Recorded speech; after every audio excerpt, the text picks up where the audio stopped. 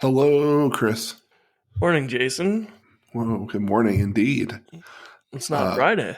it's not Friday and it's not afternoon. This is uncharted territory for us. I know. It's Uh, so good. t- Today we are joined by a special guest, one we are both very excited to have on the show, and I will let her introduce herself. Hi, everyone. I'm Eileen Uchitelle. You can find me online at Eileen Codes, and I work at GitHub on the app systems team. That team is responsible for Rails and Ruby and our open source libraries and making sure that they all work smoothly for our application. Awesome. How long have you been with GitHub now? Uh, Almost exactly 2 years. It was 2 years on January 10th. Awesome. How is life at GitHub post Microsoft?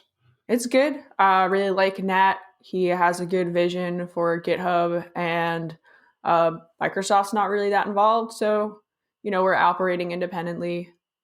So, not too much has changed. The stuff that has changed has been for the good. Awesome. That's I guess that's the best you can ask for. Yep.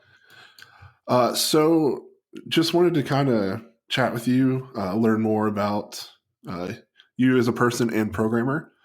Um, I guess I'll just kind of jump into it. How long now have you been programming? Oh, I don't know, 10 years, Okay. maybe 11. I don't know. I think 11 years. It depends on whether or not you count Flash action scripts as Sure. coding. So I guess what kind of led you into programming? Well, it was sort of accidental. I was a photography major in college, and I wanted to take this printmaking class, but it was full. So was like, what fits in my schedule? And there was a graphic design Flash class. And I figured, well, what's the worst thing? I learned how to build myself a website. So I took that class and I really enjoyed it. I don't really enjoy ActionScript. It's not a great language, but it was fun to like be able to do the visual and the programming side of stuff together. And so then I took another HTML and CSS class where it wasn't very advanced. They were still teaching tables instead of divs, which is weird. But It's weird to think about now but that was like everything. When I learned HTML, everything was tables still. yeah, this also wasn't like a class taught by a programmer. It was a class taught by a designer who learned a little bit about programming. So it was sort of like afterwards I was like, I want to learn more. And he's like, well, then you're a programmer and not a designer. And I was like, I'm just a photographer, man. Like, I don't know. I just want to learn stuff. I don't understand why you're trying to put me in a box. So yeah, a lot of stuff after that, I taught myself some more front end stuff, and then I taught myself WordPress and through WordPress PHP, and then I went to Big Nerd Ranch, which was, I think they're still around, but they were more just Ruby and Rails classes back in the day, and it was a week-long intensive of 2 days of Ruby and 5 days of Rails. And so I'd like dabbled a little bit in Rails, but that's really what got me interested in Ruby and Rails and doing all of that good stuff. And I abandoned WordPress for Rails. Although WordPress is great for like some stuff. I've still actually built a WordPress site last year because it just made more sense for what we were doing. I actually agree. So my path's like very similar. HTML, CSS. Then I got into WordPress and PHP, and then Ruby and Rails, like the exact thing. And like recently, like I moved my blog back to WordPress. And I was like, this just makes sense. Like it works. Yeah. The only reason I don't have my blog on WordPress was because I used to have a Rails blog, but I just got tired of managing the server that it was on because I built my own server for it, and that was fine when I was doing more ops stuff. Or I worked at an agency. I was doing everything, so from design to programming to the ops stuff. So that was fine when I was doing that. But then when I was doing Ruby full time, it just became too hard for me to like keep up with all of that stuff. And I actually spent like a couple months working with one of my friends to build chef scripts to do it for me. And after a couple of months, I just went, sorry, dude, this is way too hard. And I'm just going to use Jekyll. I felt really bad, but it was months of this. And it just became clear that I didn't have the skills to keep up with it.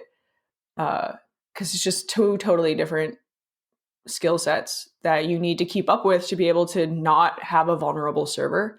Right. And it was just too much work. I backtracking a little. Sorry, my wife keeps opening doors and my alarm goes off. Did you finish college like with the photography major? Yep, I have a BFA in photography. Awesome. Have you like? Do you keep? Sorry, hold on. Do you keep photography around like as kind of like a side thing now, like passion project at all, or just mostly programming? Mostly programming. I still have my camera, but I just feel like I'm the kind of person that I'm either going to be really good at one thing, but I can't be mediocre at a lot of things. Yep. So I that's why I actually got a new iPhone, because I liked the camera and I figured, well, at least I could take better Instagram pictures. That's awesome. So you did it's Big Nerd Ranch, right? Is that the name? Yep. What do you remember? Like what year that was? You were doing that? Oh, I think that had to be 2011 or 2010, somewhere around then. Okay. Awesome. And so I guess from there, like it was just Ruby and Rails for you moving forward. Yeah. So at the time I was working at an agency that did a lot of different stuff, and there was some Ruby projects, but I really wanted to do product work and not have a different project every week. I learned a lot working at an agency, and I think it's a really great way for someone who's a new programmer to figure out what they like to do, because it's the kind of thing, especially if you're working at a small place, where you can try everything. But once I figured out that I wanted to do Rails, I didn't want to do that kind of work anymore, especially because one week I'd be working on WordPress and the next week I'd be working on Rails, or I wouldn't even see Rails for a few weeks. And that's not what I wanted to do. So that's when I started applying for remote jobs, because there wasn't really any Ruby jobs around me. And that's when I got hired at FishMe. They have a Rails application that sends phishing emails so that your company can sort of train your employees not to click bad emails. And they actually rebranded recently to CoFence.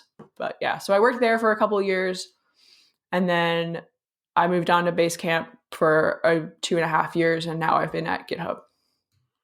Awesome. FishMe, I didn't know what they did. I just had a little like thing I put over my laptop camera from them. That's really fascinating to know what they do. Yeah, I remember seeing all the job postings from them for years. So cool. So you're actively like you are Rails core, correct? Yep. So I'm assuming that you didn't just wake up one day and you were on Rails core. How did, I guess, the process of like you starting to even just contribute to Rails begin? Yeah, so I don't know what possessed me to start writing talks, but if you know me like longer, you'd say that's kind of weird. Like my mom is always like, I can't believe you give talks at conferences, because I used to be terrified of public speaking, partially because I had a few bad experiences in high school with it that just like didn't go well.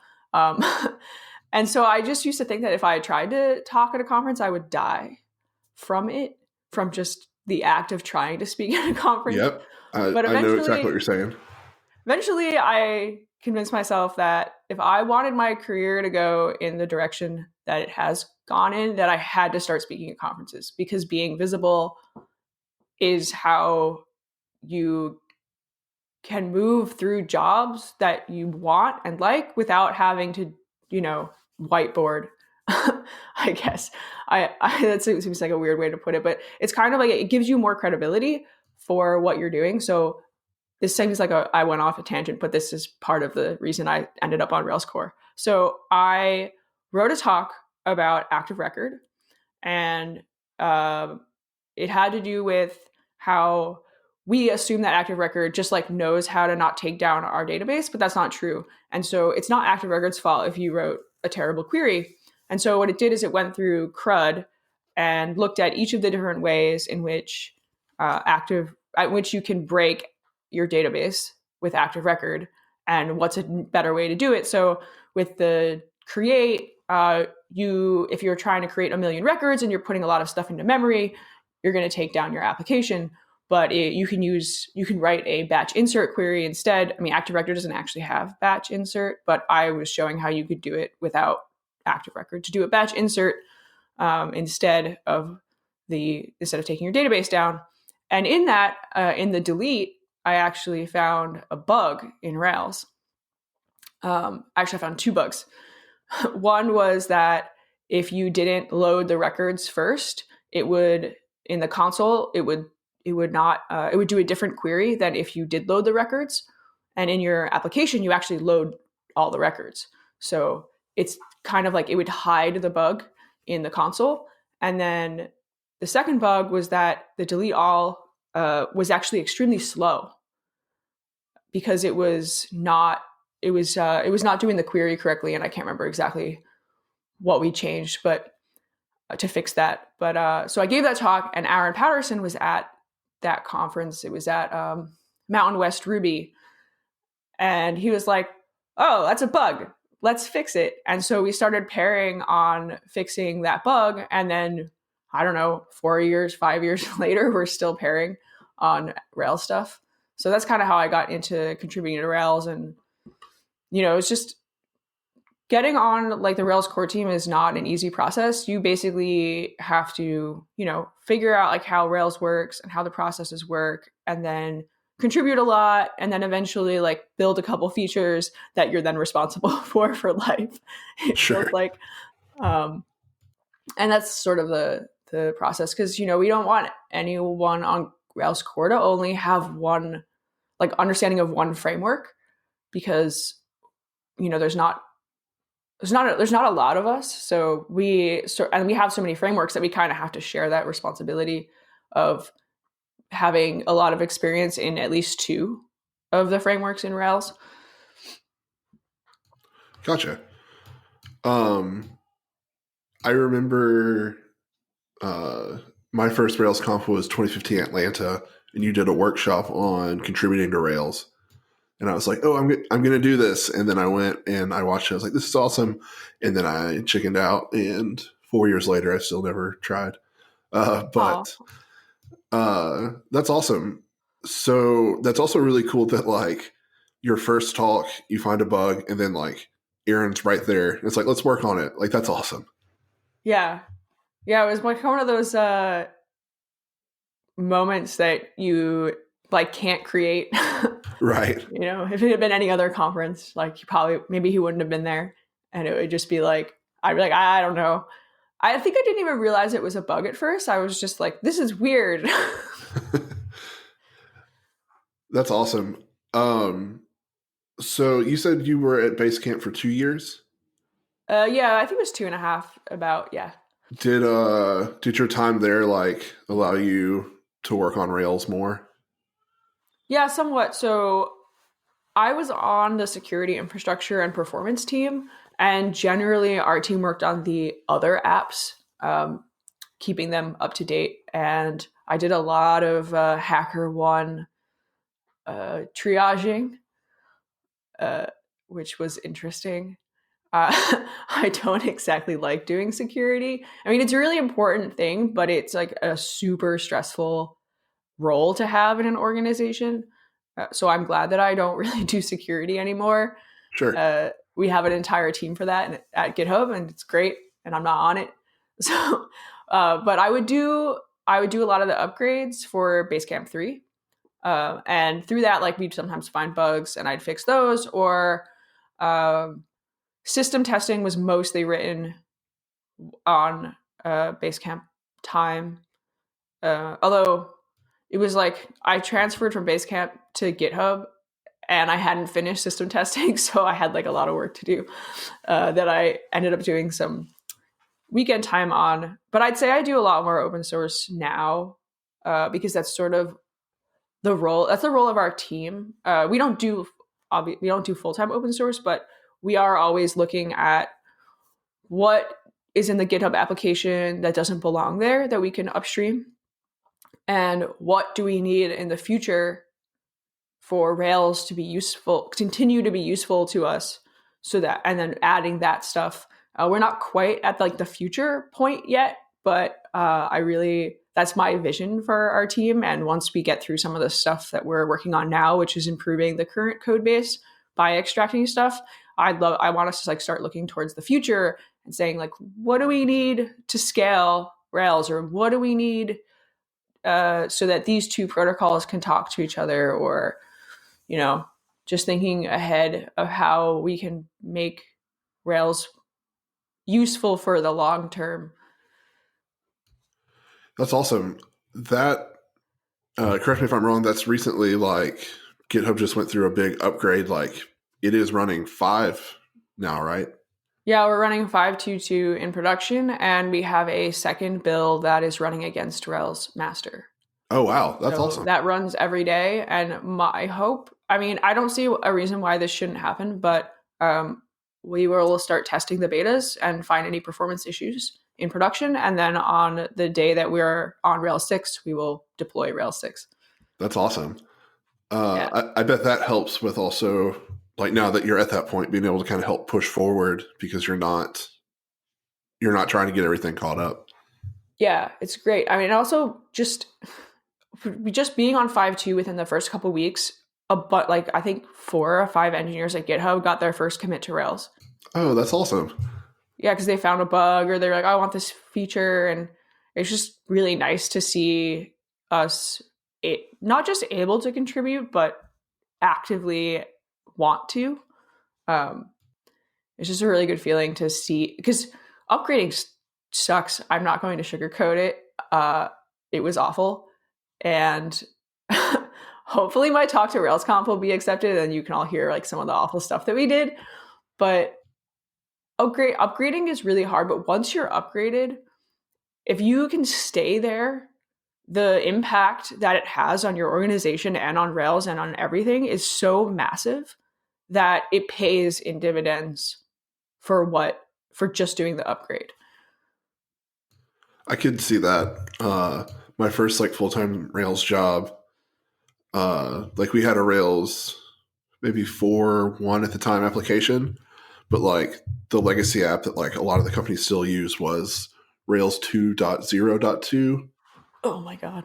Yeah. So like my first day there, like I went to do like I think it was just like a where query, and it was like, what are you talking about? You have to say like dot find and then give conditions, and I was like, I don't even understand this. It was an adventure. Yeah, for sure. So kind of touch on like system test. That's kind of one of the big features I believe you spearheaded, correct? Yep.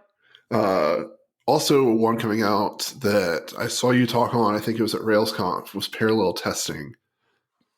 And I would just like to hear kind of more about where you like saw the need for that, and like how you implemented things like that. So parallel testing is like one of those things that my name is on, but Aaron did most of the work. Cool.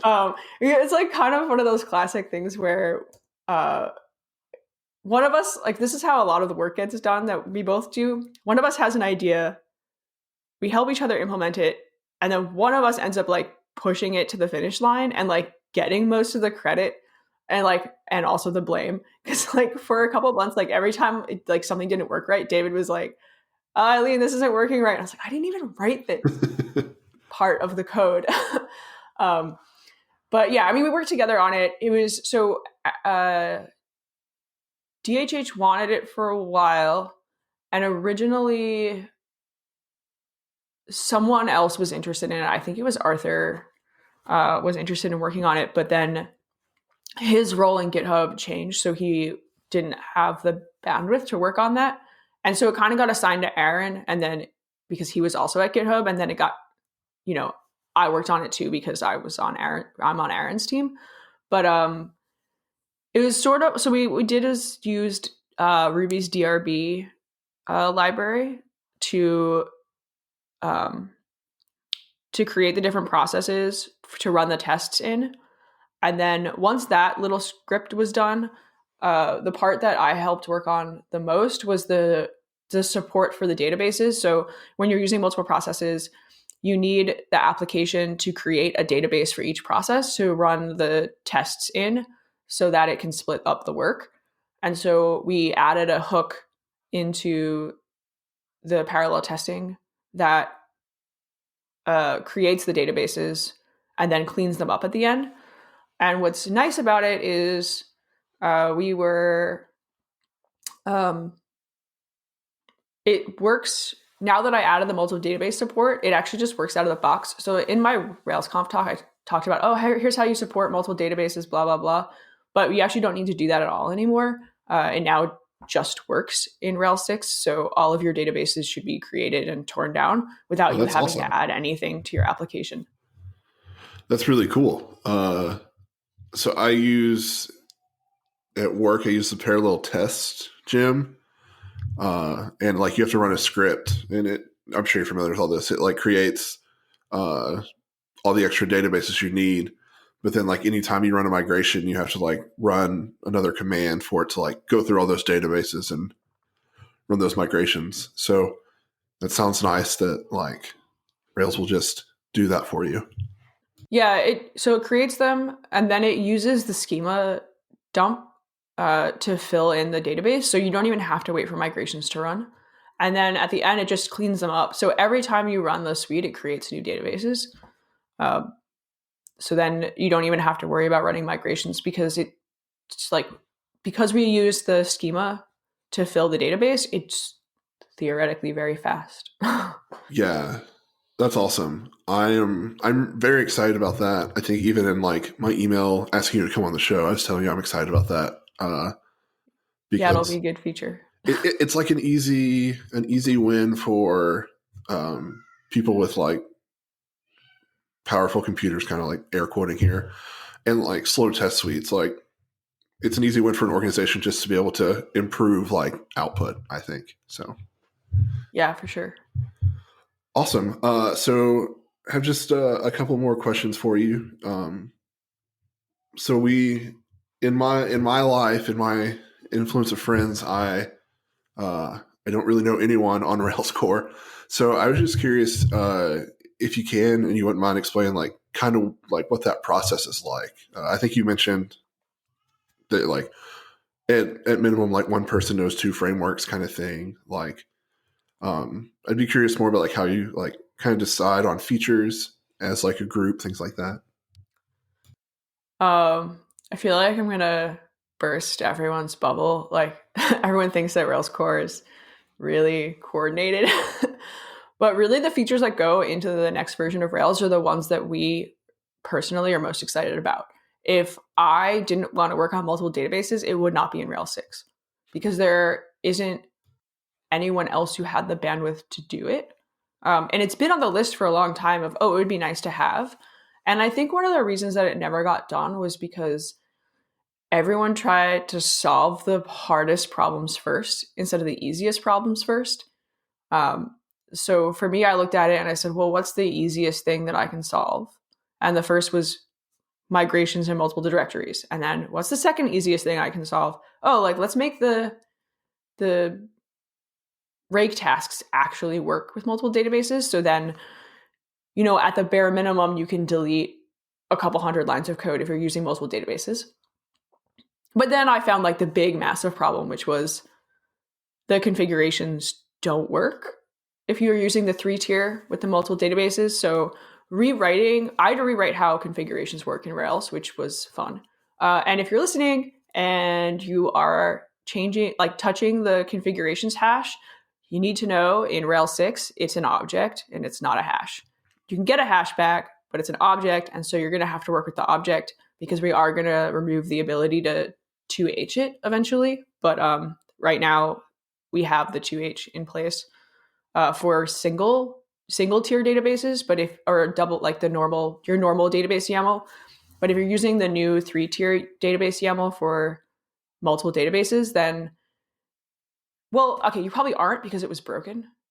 Okay. So like I fixed it, but it's not a hash anymore. So I think that's like, I would be surprised if anyone was using it because it actually, your Rails app wouldn't be able to boot if you were, because of something in Rails. So I don't think that anyone is actually using a 3-tier config. I mean, we aren't at GitHub either. So I suspect that it's not going to actually break anyone's application because it wasn't working before.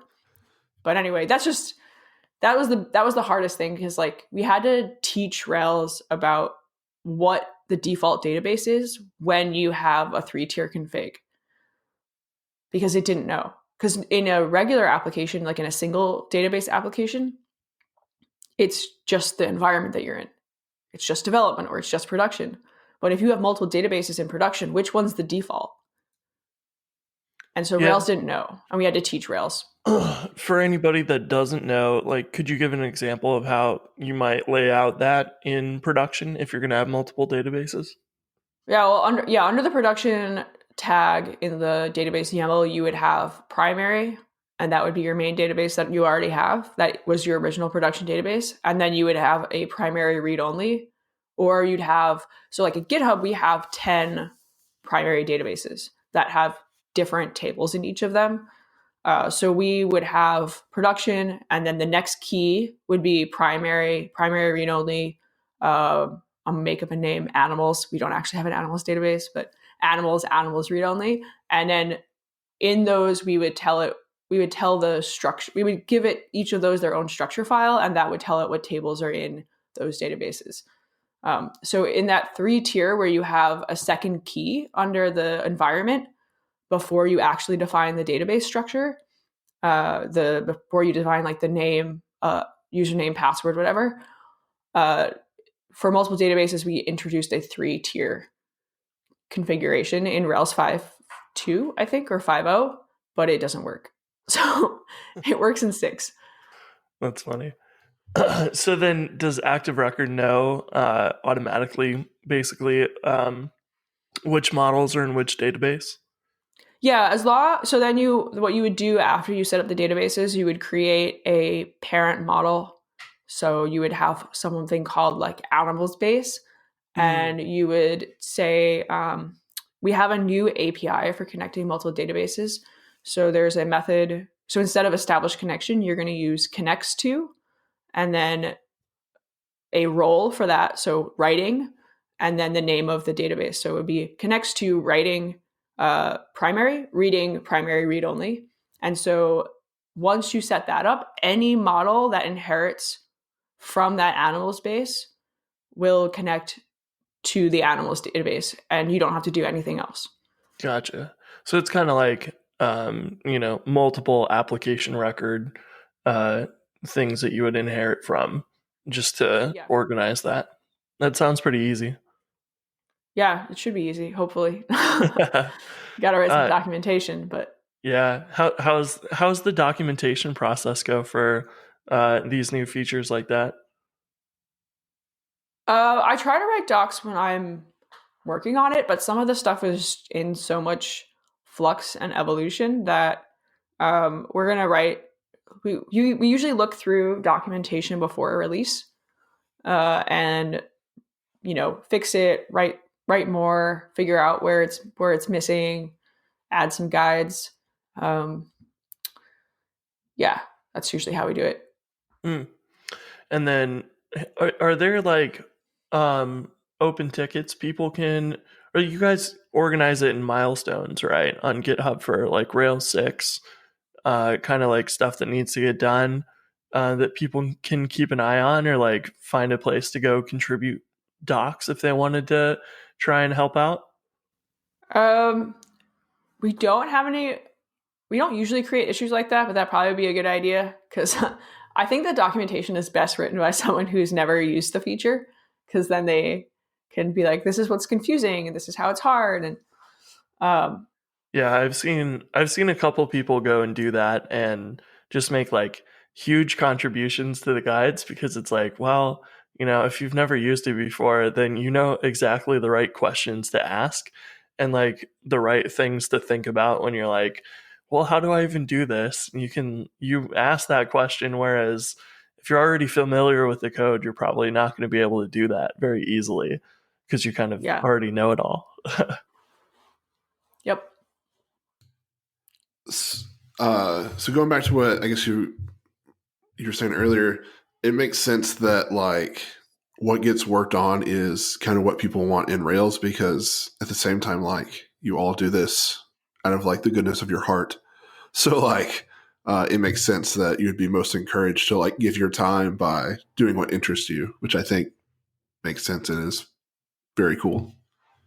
Yeah, it's what interests us, or like what we need to do our jobs better. Yeah. Like some of the new frameworks in Rails 6 like came straight out of Basecamp work that DHH said, "Oh, well, I've written this for 4 applications in a row, so it's time to extract it." So that's where that kind of stuff comes from. But for the stuff coming out of GitHub, it's really currently driven by what do I want to get out of our application. Because we were on old versions for so long, there's a lot of tooling written into the app that should have never been there, because it has nothing to do with the application, and it just has to do with, it's really stuff that should be in the framework. So because it's, multiple databases. Well, what if we have a second application that's Rails, it needs multiple databases? Are we going to rewrite all of that code? That's crazy. And the thing is, I've found applications where we did that, where we actually rewrote all of that code. Oh, wow. And it was like, okay, well, it's silly. We shouldn't do that. So trying to extract that stuff so that we can clean up those applications and then, really start to look at what's next. And I think that a lot of the contributions from GitHub for now are going to be extractions from our code base, rewritten to be a little better. A little bit less GitHub-like. So sometimes we have stuff that we really can't upstream because it's very GitHub specific. But, making sure that when we write that feature into Rails, adding the hooks that someone would need to be able to do that work. So then we can still delete a lot of code, but keep the way we do things, our proprietary stuff. So like one of the things that we do is we automatically switch whether we're reading or writing. Reading from the replica or reading from the primary, because if you've just written to your primary database, your replicas might not be caught up. So you don't want to necessarily send your users to the replica. But the way we calculate replication lag is very specific to our databases. That's not something we'd want to upstream, but we can upstream the automatic switching with like hooks that you would just write in your own application. When the application should switch. So that's one of those things where like we kind of have to split the feature in half between what GitHub needs and what Rails needs. Yeah, that makes a lot of sense. I'm sure there's a lot of features like that you effectively are building in the sort of like, here's a new API you can plug into. This is what it's used for. How you're going to do it specifically is always going to be different, but make it easy to add your own custom thing in there. Are there any other cool new things that are sort of on the agenda to extract? I don't want to make any promises, so I don't want to talk about those. Dang. It was a good question, Chris. I was rooting for you. Yeah. I think I'm really excited to see though, like what comes out of GitHub into Rails. It'll be nice to like have one more like major player like that, like pushing into Rails. It's encouraging as someone who writes Rails. So, My last question, Chris, unless you have any more questions you want to ask real quick.